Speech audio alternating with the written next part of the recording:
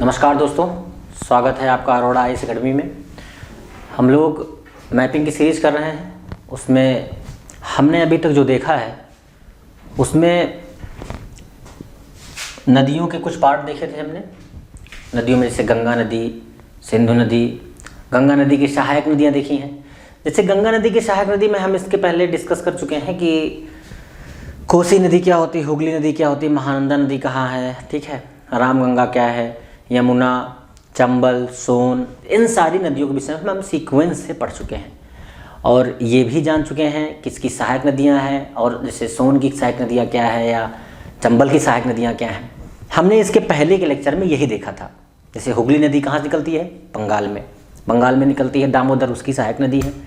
और दामोदर नदी कहाँ से निकलती है वो बता चुके हैं हम कि दामोदर नदी निकलती है आपकी छोटा नागपुर पठार की, ये यहाँ से ये झारखंड के पूर्वी क्षेत्र मैंने बताया था, ये पूर्वी क्षेत्र है, ये पश्चिमी क्षेत्र है, ये पश्चिमी क्षेत्र, ठीक, ये पूर्वी क्षेत्र, ठीक, ये पूर्व के साइड में है, ठीक, और ये छोटा नागपुर पठार है।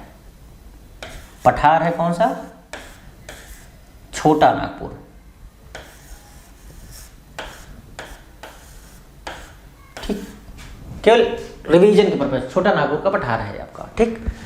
और यहीं से निकलती थी आपकी दामोदर नदी, निकल के यहाँ पर जाती थी, कहाँ मिल जाती थी? हुगली नदी से हुगली नदी निकल कर जाती है पश्चिम बंगाल से होते हुए गंगा मिल जाती थी और एक चक्र अपना पूरा कर देती थी।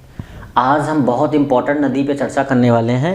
उस नदी का नाम है ब्रह्मपुत्र नदी। बहुत इम्पोर्टेंट टॉपिक है ये, तो स्टार्ट करते हैं। ब्रह्मपुत्र नदी, ठीक है। ब्रह्मपुत्र नदी से हर बार यूपीएससी ने 2016 में भी 2017 में भी क्वेश्चन पूछे हैं।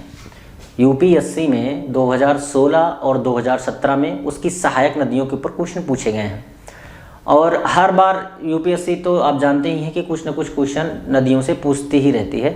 तो बहुत इम्पॉर्टेंट टॉपिक है ये और इसको ध्यान से देखिए, ज़रूरी है, क्योंकि ये समझ लीजिए कि आपके 2 नंबर फ्री में नदियों का, अगर आपने पूरी सीरीज नदियों की देख ली तो 2 नंबर फ्री के मिल जाएंगे आपको, ठीक है। आज हम जो नदी देखेंगे वो देखेंगे ब्रह्मपुत्र नदी, ठीक है। ब्रह्मपुत्र नदी के विषय में हम आज देखने जा रहे हैं, ठीक। ब्रह्मपुत्र नदी,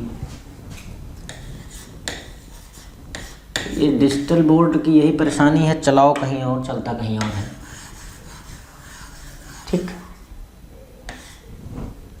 तो ब्रह्मपुत्र नदी, ठीक,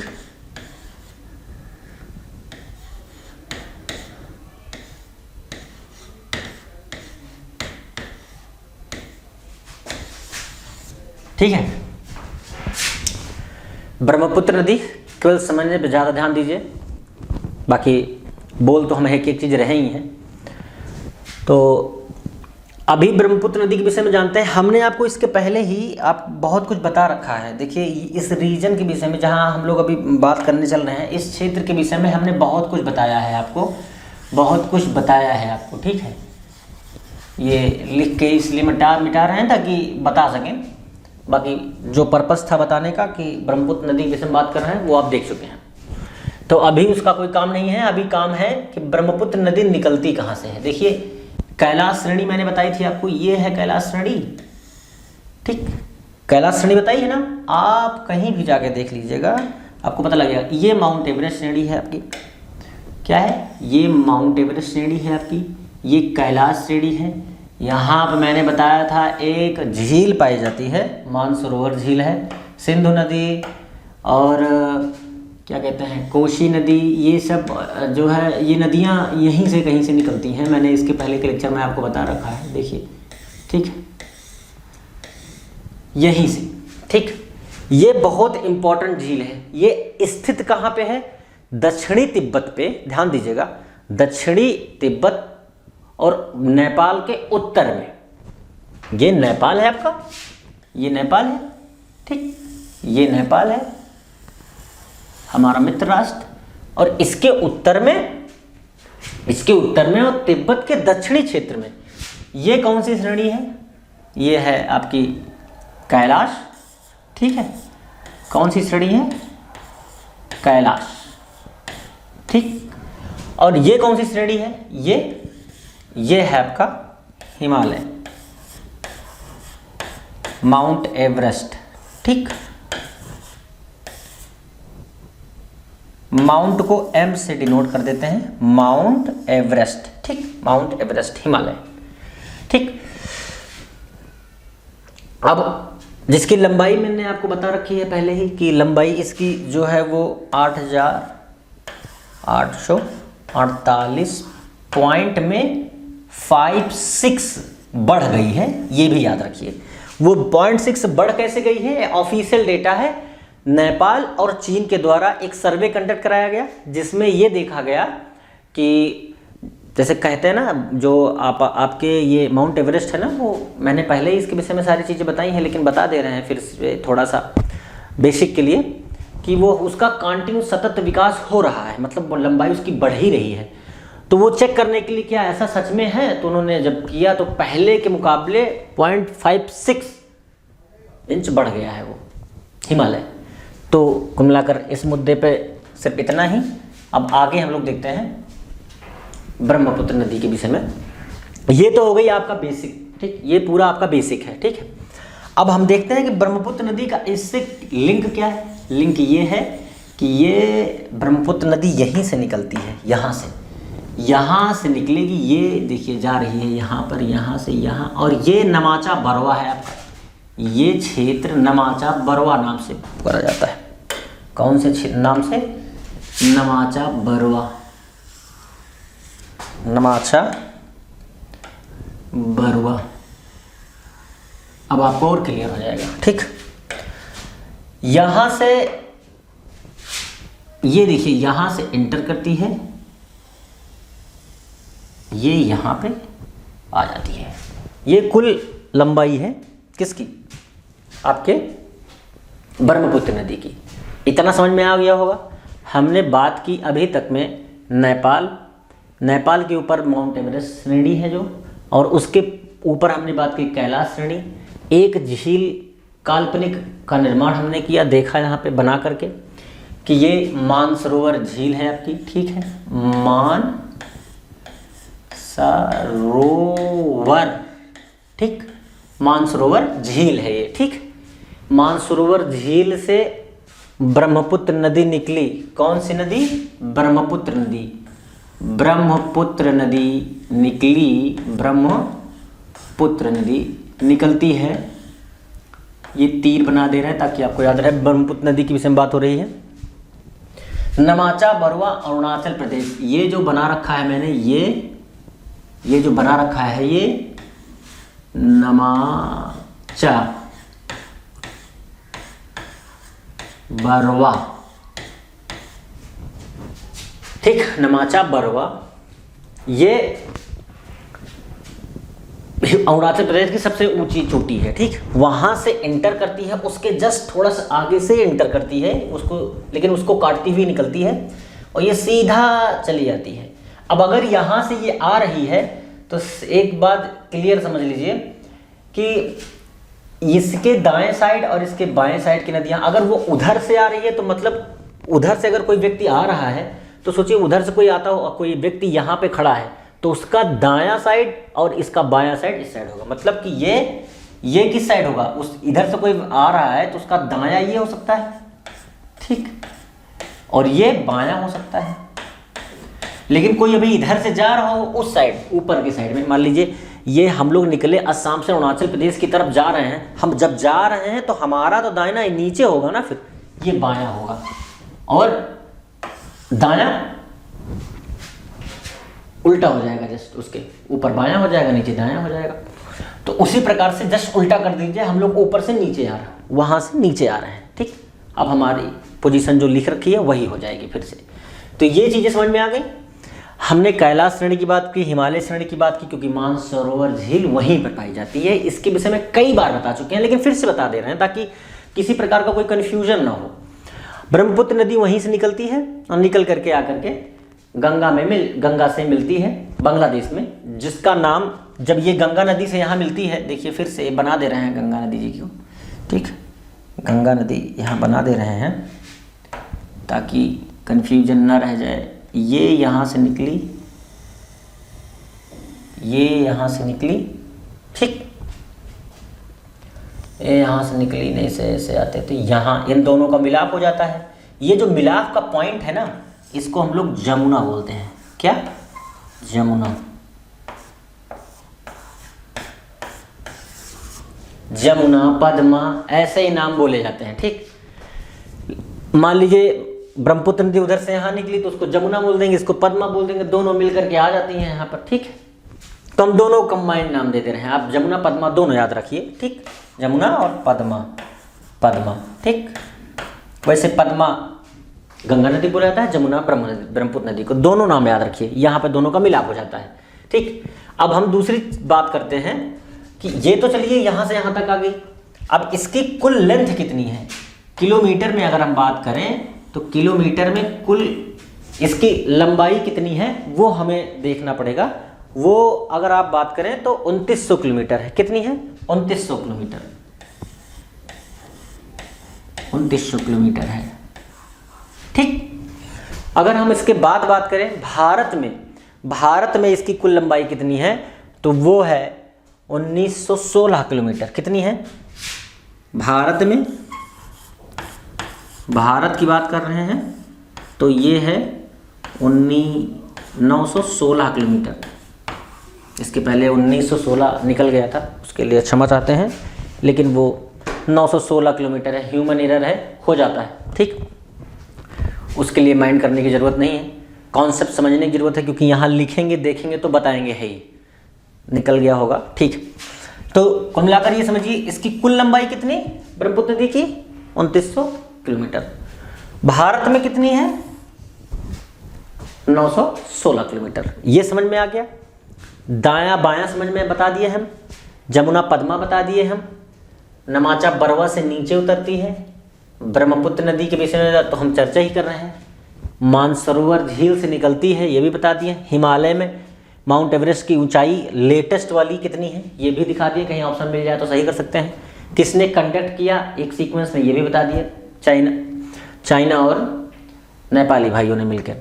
कैलाश श्रेणी बता दी, उसके ऊपर मानसरोवर झील पाई जाती है आपकी, ठीक। वहाँ से निकल के ये पद्मा और जमुना के नाम से नीचे बंगाल की खाड़ी में मिल जाती है। ये ओवरऑल आपकी ब्रह्मपुत्र नदी है, लेकिन इस ब्रह्मपुत्र नदी में भी बहुत सारी चीज़ें अभी बाकी हैं, ठीक। ये ब्रह्मपुत्र नदी में भी बहुत सारी चीज़ें इसमें बाकी हैं, ठीक। तिब्बत में क्या नाम पड़ा इसका? भारत में अरुणाचल प्रदेश में एंटर करती है जब, तब क्या बोला जाता है? ये सारी चीज़ें भी इंपॉर्टेंट हैं, क्योंकि यहाँ से ये समझ लीजिए कि प्रत्येक ईयर यहाँ से क्वेश्चन पूछे जाते हैं, प्रत्येक ईयर यहाँ से क्वेश्चन पूछे जाते हैं। कहीं ना कहीं आपको मिल जाएंगे, सहायक नदियों के विषय में पूछ लेगा, या फिर हो सकता है आपसे पूछ ले कि ब्रह्मपुत्र नदी का उद्गम स्थान कहाँ पे है, या फिर हो सकता है कौन सी श्रेणी के अगल आस पास में पाया जाता है, अरुणाचल प्रदेश के कौन सी चोटी के बगल से ये निकलती है, ये भी पूछ सकता है। तो पूछने के लिए बहुत कुछ पूछ सकता है, लेकिन हम सिर्फ इतना कहेंगे कि जो जो इम्पोर्टेंट है वो हम आपको बता दे रहे हैं। तिब्बत में इसको शांगोपो बोला जाता है, तिब्बत में इसको शांगोपो बोला जाता है। क्या बोला जाता है? शांगोपो।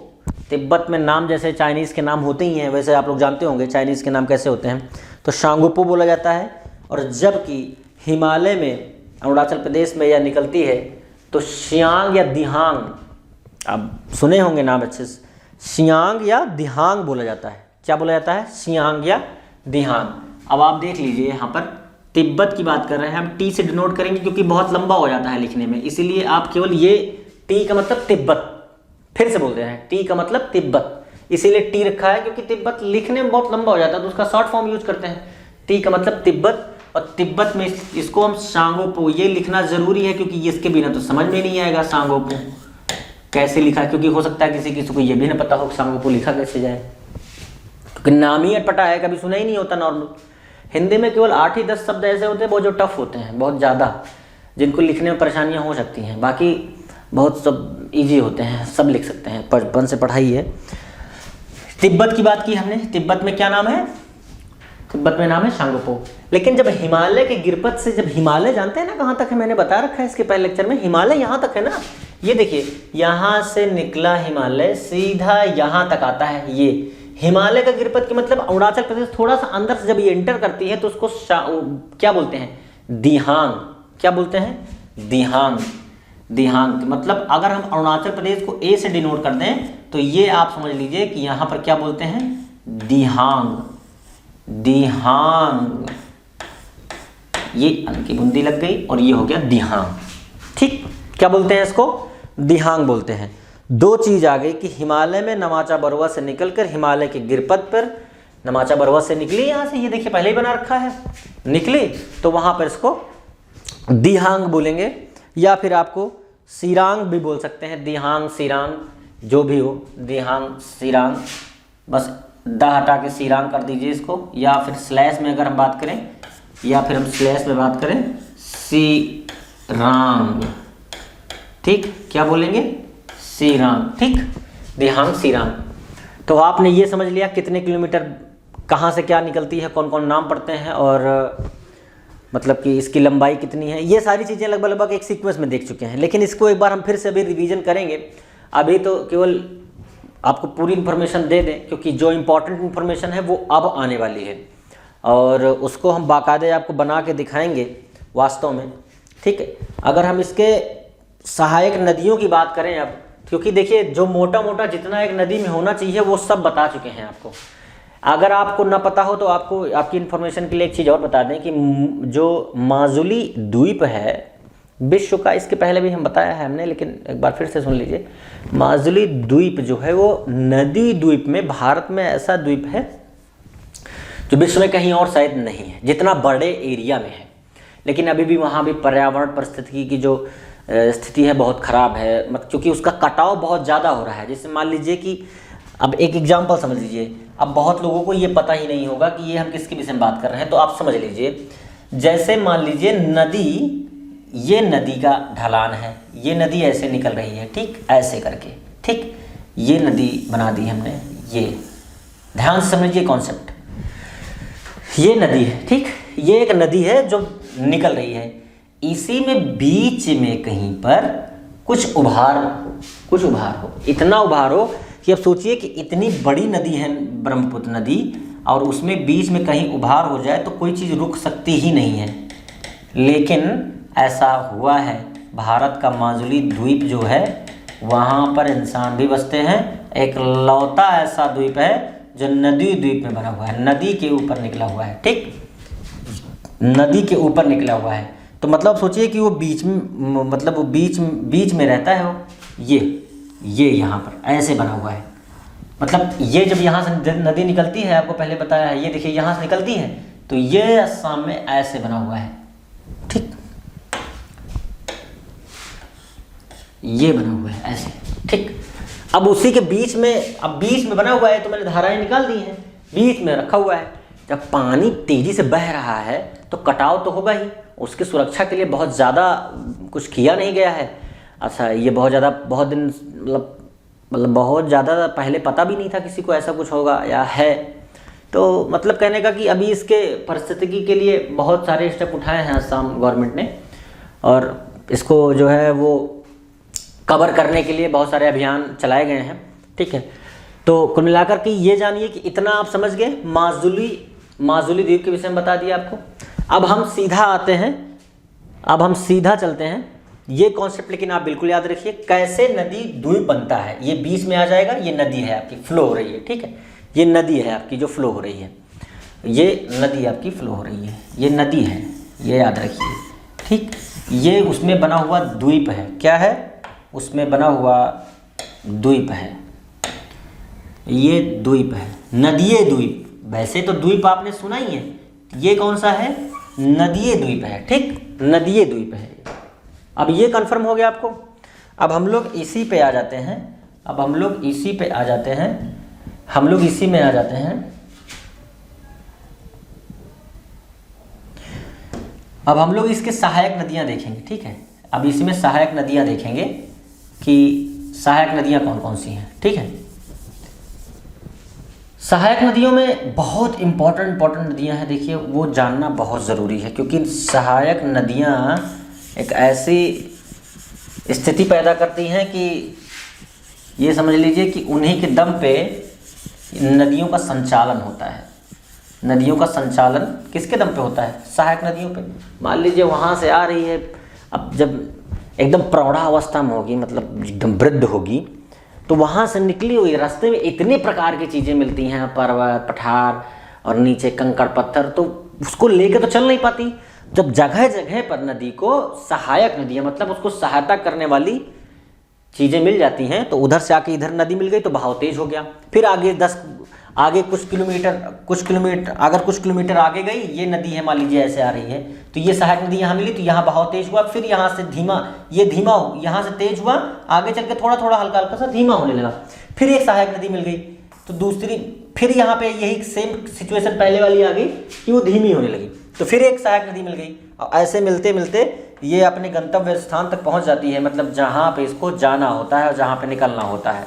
तो सहायक नदियों जो है वो बहुत ज़्यादा इम्पोर्टेंट रोल निभाती हैं किसी भी नदी परितंत्र के ऊपर। जैसे गंगा नदी है, आप जानते हैं गंगा नदी में कितनी सहायक नदियाँ हमने आपको बताई हैं। तो अभी सिर्फ आप ये देखिए कि इसकी सहायक नदियों में ये, ठीक, इसकी सहायक नदियाँ देखिए, ब्रह्मपुत्र नदी बता चुके हैं आपको, ये यहाँ से निकल रही है और यहाँ से ऐसे इंटर करके यहाँ आती है और ये यहाँ मिल जाती है। हमने ये बताया है आपको, यहाँ पर, यहाँ पर, यहाँ पर, यहाँ पर, यहाँ पर, यहाँ पर, ये इसकी सहायक नदियाँ हैं। अगर हम बात करें ऊपर से बाएं साइड की बात करें तो मानस, सबनसेरी, कौन कौन सी? मानस, ये मानस है, ये कौन सी नदी है?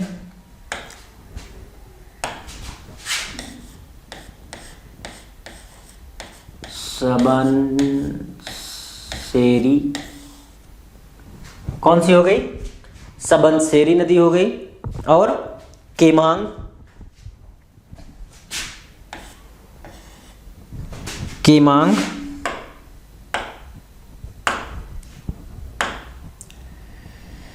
ये केमांग हो गई, केमांग, ये ऊपर से केमांग है, सबनसेरी, केमांग, नीचे से आपकी मानस है। अब हम उसके ऊपर फिर जाएं तो दिहांग भी आ जाती है, ठीक, क्या आ जाती है? ये यहीं पर दिहांग भी तो आएगी। हमने बोला था, आपको बताया था कि अभी जो मिलती है, पहले ये देखिए हमने आपको बता रखा है, ये देखिए दिहांग और सीरांग मिलती है ना आकर के, तो वो वही है। यहाँ पर इंटर करते ही दिहांग नदी मिल जाएगी। कौन सी? दिहांग, दिहांग नदी मिल जाएगी ऊपर से। अभी हम इसको और सीक्वेंस में कर देंगे, समझने के लिए भी समझ लीजिए कैसे कौन सी नदी मिलती है। हम ऐसे ही सीक्वेंस में आ रहा है। अब हमने बात की कि ये उसके दाएं साइड की नदी है, ये इस दाएं साइड की नदी है, ये दाएं साइड की नदी है। कौन से? दाएं साइड की, दाएं दाएं दाएं दाएं साइड की नदी है, जिसको बोलते हैं राइट साइड, ठीक। उसके बाद हम लेफ्ट की बात करें, लेफ्ट की बात करें तो सबसे पहले यहाँ मिल जाएगी आपकी लोहित। कौन सी? लोहित या मोहित, जैसे अगर नाम या जानते हो किसी का हो तो लोहित, मोहित, उस प्रकार से आप याद कर सकते हैं। धनसेरी, ठीक, कपाली, धनसेरी क्या है? धनसेरी,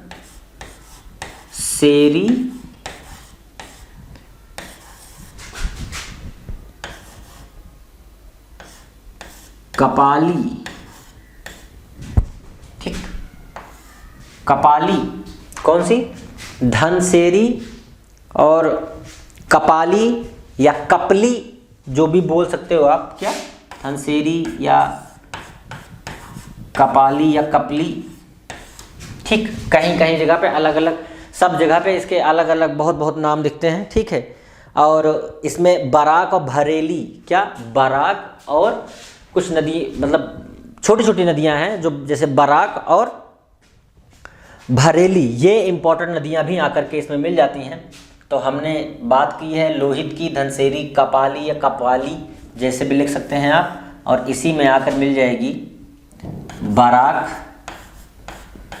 ठीक, बराक और यहीं पे मिल जाएगी आपकी बरेली। यूपीएससी ने केमांग, सबनसेरी, कपाली, जो आपको मैं कर रहा हूं नोट, उसको ध्यान सुनिए। ये फिर से कर दे रहा हूं मैं, देख लीजिए। कपाली, सबनसेरी, केमांग, इन तीनों नदियों को दिया हुआ था और सीधा पूछा हुआ था, इन तीनों नदियों में बताइए कौन सी नदी ब्रह्मपुत्र की सहायक नदी है। हमने तो दायां बायां करके बता दिया, लेकिन कभी कभी ऐसा होता है कि यूपीएससी पूछ लेती है, या स्टेट एग्जामों में भी आ जाता है। हम यूपीएससी की बात करें तो ऐसा नहीं कि स्पेशली यूपीएससी में ही आएंगी चीज़ें, वो स्टेट एग्जामों की भी बात कर रहे हैं। तो जैसे होता है बोलने के लहजे में, तो अभी प्रायोरिटीज़ में यूपीएससी है, लेकिन बाकी सारे एग्जामों के लिए भी है। तो ये समझ लीजिए, केमांग, सबनसेरी और कपाली या कपली, जो भी आप मिले पढ़ने के लिए, इन तीनों के विषय में दे रखा था और सीधा पूछ लिया था। तो ऐसे ही मानस के विषय में पूछ सकता है, जैसे पूछ लेगा, ये 4 ऑप्शन दे देगा, वो पूछ लेंगे कि सीधा सीधा कि इनमें से कौन सी नदी ब्रह्मपुत्र की सहायक नदी है। जैसे 2021 के पेपर में यूपी पीसीएस में मैंने आप इसके पहले ही बताया कि एक क्वेश्चन आया हुआ था, उसमें पूछा था गंगा नदी जो अब जहाँ जहाँ से निकलती है उसका एक अपवाह तंत्र होता है अपना। तो ये बताइए कि इस अपवाह तंत्र के अंतर्गत कौन सी नदी जो है नहीं आ सकती है।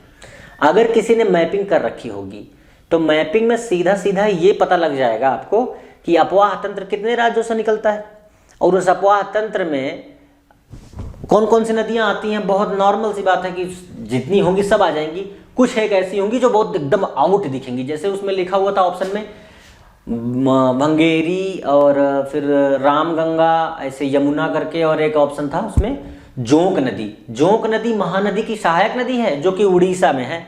तो उड़ीसा में तो इसका है नहीं अपवाह तंत्र। अपवाह तंत्र मतलब जो इसका बेसिन होता है, बेसिन बना के निकलती है। अब नदी जितनी दूर में निकल रही है उतनी दूर में थोड़ी ना होगा, नहीं तो ये जो निर्माण हो गया यहाँ पर पूरी तरह मैदान का, उसका ऐसा थोड़ी ना होता। तो फैलेगा पानी ना, जो अपना लेके आएगी, मतलब उधर से ऊपर से जो जलोढ़ लेके आ रहे मृदाएँ लेकर नीचे बिछा देती है लाकर, वो कैसे बिछाएगी, वो वही उसका अपवाह तंत्र है, कितनी दूर में फैला हुआ है, जिसको बेसिन बोलते हैं। तो उस बेसिन में जोग नदी नहीं थी। तो इसी प्रकार से कभी कभी पूछ लेगा कि इस बता दीजिए दिहांग, केमांग, सबनसेरी और लोहित, या फिर धनसेरी, भरेली, बराक, मानस, कपाली, इनमें से कौन सी नदी है या नहीं। अगर आपने देख रखा है तो ठीक है, नहीं देख रखा है तो फिर दिक्कत है, फिर ये समझ लीजिए, ठीक है। और दूसरी चीज़ याद रखिए कि जब बांग्लादेश में प्रवेश करती है तो उसके पहले ढुबरी नाम का एक स्थान है, वहाँ से ये बांग्लादेश में प्रवेश करेगी। और जब वहाँ से प्रवेश कर जाएगी तो बांग्लादेश में प्रवेश करने के बाद तिस्ता नाम की नदी दाएं साइड से, दाएं मतलब मैंने आपको बताया दायां इसका ये होगा, मतलब अगर वो उधर से आ रही तो दायां मतलब ये हो गया दायां।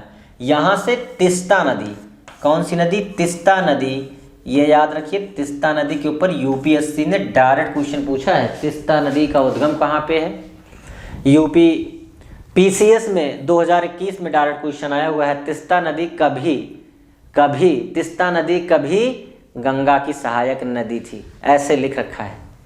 ऐसे सीधा स्टेटमेंट है, तिस्ता नदी कभी गंगा की सहायक नदी थी, तो स्टेटमेंट सही है, वो गलत कहा। एक बात बताइए हमें कि तिस्ता नदी यहाँ से निकल रही है, चलिए ठीक है, ऊबड़ खाबड़ है बहुत बांग्लादेश में ही तो गंगा भी जाती है, तो हो सकता है कि समय परिवर्तन हुआ हो, अभी ना हो डायरेक्टली, लेकिन इनडायरेक्टली तो है अभी भी।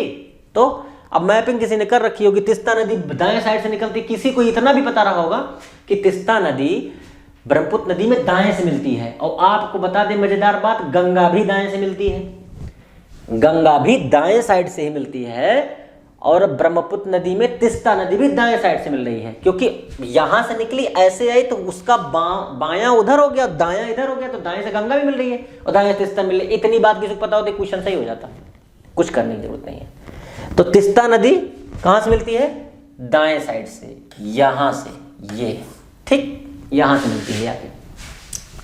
अब यहां पर आकर के इसको जमुना बोला जाता है, मैंने इसके पहले ही बता दिया है आपको, इसके पहले बताया हुआ है। ये देखिए जमुना पद्मा, ठीक गंगा नदी देखिए दाएं से मिल रही है ना, तो यहीं पर आप तिस्ता को भी मिला दीजिए, तो तिस्ता कभी हो सकता है गंगा नदी का अपवाद। हमने बताया इसके पहले कि आपको जो है देखिए तिस्ता नदी मिलती है, ये तिस्ता नदी, और यहीं से दाएं से गंगा नदी मिल जाती है। ठीक, गंगा नदी देखिए ये मिल रही है, और गंगा नदी भी दाएं से मिल रही है, तिस्ता नदी भी दाएं से ही मिल रही है। ठीक, तिस्ता नदी भी दाएं से मिल रही है। तो देखिए बेसिन होता है ना, बेसिन, जैसे कभी देखिए ये बेसिन यहाँ, गंगा नदी कभी यहाँ से बह रही है, हो सकता है यहाँ पर कटाव करके नीचे से बहने लगी हो सकता है यहाँ से कटाव करके फिर नीचे बहने लगी। तो मतलब कहने का ये है कि बस उसने क्या किया, बह तो वहीं से रही है, रास्ता थोड़ा सा चेंज कर दिया। तो रास्ता चेंज कर दिया तो सिंपल सी बात है, रास्ता चेंज करने के बाद आपका मतलब कि कहीं और से बहने लगेगी ना, थोड़ा नीचे चली जाएगी। तो हो सकता है डायरेक्ट तिस्ता नदी मिल रही हो, अब तिस्ता नदी से न मिल करके लेकिन बेसिन तिस्ता नदी मिलता हो, वही चीज है। मिला करके अगर किसी ने ये देखा होगा और किया होगा तो तुरंत उस क्वेश्चन को सही कर ले जाएगा। ठीक है, और दूसरी चीज ये कि ये समझ लीजिए जो एग्जाम में जितना पूछा जाता है उतना ही बताने की हमें जरूरत है, इससे ज्यादा एग्जाम में कुछ नहीं आता। कुछ मतलब पीएचडी मत करिए प्लीज, हाथ जोड़ के प्रार्थना है। जितना एग्जाम में आता है उतना समझने की कोशिश करें आप बस। ठीक, जैसे अब मैंने बताया है, एक एक स्टेप किसी ने देखा होगा, इसको एक एक स्टेप किसी ने समझा होगा। शब्दों को मैं समझ सकता हूं कि ऊपर नीचे हो सकते हैं, लेकिन वो सीक्वेंस मैंने बना दिया होगा बाद में। हो सकता है कहीं पर थोड़ी सी गलती की वजह से लिख दिया हो, जैसे मैंने इसके पहले बताया था, छोटी छोटी गलतियां कहीं हो सकती हैं, लेकिन मैंने उसको सही किया होगा। तो एक एक स्टेप अगर आप मेरे साथ में चलते हुए आप खुद बना के देखें तो एक भी क्वेश्चन गलत नहीं हो सकता। अब अगर आपने ब्रह्मपुत्र कर ली तो आप ये मान के लिए कि 2 नंबर आपके श्योर शॉट पक्के हो गए हैं, क्योंकि ब्रह्मपुत्र नदी बहुत दिन से नहीं पूछी गई है, 2018 से। आने के चांसेस बहुत हैं, बहुत ज्यादा, मतलब ये समझ लीजिए कि अब नहीं तो तब कभी भी पूछ सकता है, क्योंकि यहां से क्वेश्चन उठे नहीं है अभी पिछले 1-2 सालों में। तो अब टारगेटेड है, ये समझ लीजिए, क्योंकि गंगा नदी तो उठ ही जाती है, बीच में प्रादीपीय नदी का भी उठ गया है क्वेश्चन, अभी फिर से ये बचा है अभी। तो यहां से क्वेश्चन बनेगा तो हिमालय, कैलाश श्रेणी, मानसरोवर, ब्रह्मपुत्र के दाएं साइड की नदियां, बाएं साइड की नदियां, पद्मा या जमुना, क्या बोला या तिस्ता नदी, इन सबसे रिलेटेड बन सकता है क्वेश्चन। तो प्लीज इसको अच्छे से समझिए, देखिए, और ब्रह्मपुत्र नदी में सिर्फ इतना ही। ठीक है, अब हम लोग आगे की नदियों के बारे में देखेंगे, लेकिन वो अगले लेक्चर में। तब तक के लिए नमस्कार, जय हिंद।